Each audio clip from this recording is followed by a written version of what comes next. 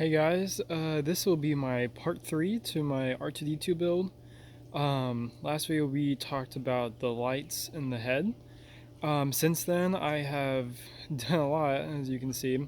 I wish I would take a video of when I was making these, but I'll go over how I did that. I followed another YouTube kind of tutorial video series, and these are made out of wood. Now again, this droid is about 4/5 the scale of a normal one, so I had to size down the dimensions and stuff, but the same build concept is the same from what he did. You can kind of see, makes it a little bit more apparent. Back, I don't really worry as much about the nails.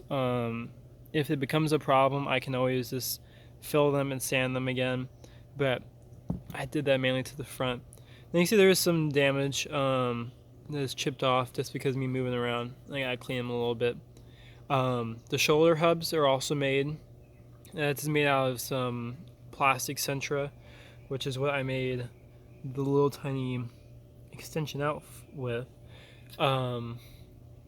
That stuff's kind of good to work with. I also use it as the shim that goes in between the two legs. So that was important, but the hubs don't look the best. I may have redo them in the future, but they work for right now.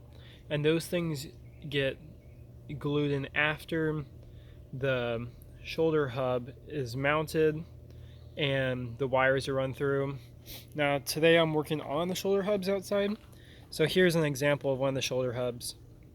I countersunk these bits, and I just made the screws out just go a little bit, and so that you see I marked them, so that will just flush up with that, and you can see I traced the hole in the back.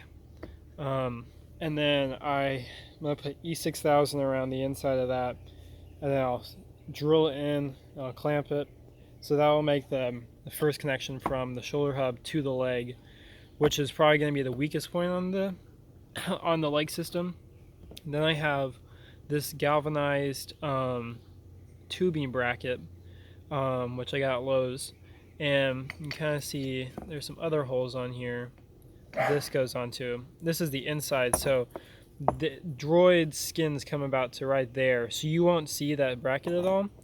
But I have a pipe with another one of these, so it goes in the other arm, and I can I cannot remember the name. The tool right here, probably being released. Oh, Allen wrench, duh.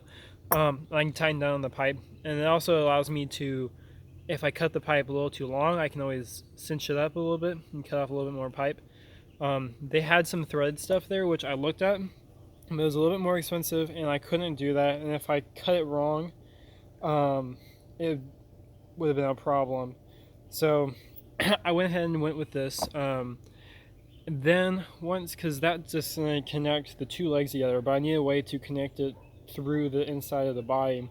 So I'm going to take a square chunk of wood, drill it, or like I'll nail it where the arm sockets are, or where this thing goes in, and then I will find the center of that, in the center of the pipe, and then I will drill that out with probably a hole saw or a Forstner bit, and then I will just run the pipe through, attach the Allen wrench, gosh, I can't remember that, and then that should keep our legs where they can pivot now. Now getting them fixed is a different story. I haven't quite figured out, but that still gives us the motion to adjust to what degree the legs need to be at. There's several different ways I'm thinking about doing it, but nothing is certain yet. So I'm just gonna I just want to get the arms mounted. I will eventually need to drill the hole that goes into the ankle, but again, I'm not gonna worry about that right now. I may also start working on the center foot, which from what I figured, it's pretty much just this thing, just flipped on the other side as well. So it has the curved piece, which I see some people using PVC pipe out of. Mine I just took a chunk of MDF and I put it on my belt sander and I sanded it down. Maybe it's not the right profile, that's a word, but it works for me and it fits this little metal showmate. Again, it's not perfect. I cut this with a big old metal scissors, but it does the job. Now I know I see some people, they leave them just the metal, and I see other people paint them with the white as well, but I kind of like the extra silver accent, so I'm going to leave that. The centerpiece, this is plywood, and as you can kind of see, I tried filling it. Again, it's not that noticeable. Since this isn't a full-scale droid, I'm not entirely worried about being perfect. At some point, I will probably do a full-scale droid, but for right now, it looks pretty good. The MDF surfaces came out really well, especially the tops. Sides, not so much. I know it's because they're more porous. I've tried looking into ways of sealing those, and I thought I found a good way, especially for the legs as well. But that way it did not work at all. So, or if it didn't work hardly at all for me at least. But so I abandoned that and I brushed on the white because after I went through a whole can and I didn't finish the single legs, I thought that was kind of a waste. But these inside bits here, these are just, this is a piece of rod I had, and then these are some little chunks of wood which I sanded on my belt sander. This is a dowel which I drilled a hole through, and then I clamped in my vise, and then I cut these with a hacksaw, which gives it, they could be a little bit more pronounced, but it's okay. And I super glued those in place after I painted them. Same with over there. That one keeps a little bit of touch up, a silver. These are just, I cut out little squares and then I just turned them on the belt sander until I was happy. Again, they aren't perfect, but the droid isn't perfect, but they give a good look. Especially if you're just looking at it like as a whole, when you're not examining it close up, I think it'll be okay. Down here, this is just a little block of MDF where I drilled a hole and I sunk one of these dowels in. I have a whole bunch of dowels which I got from a thrift store one time.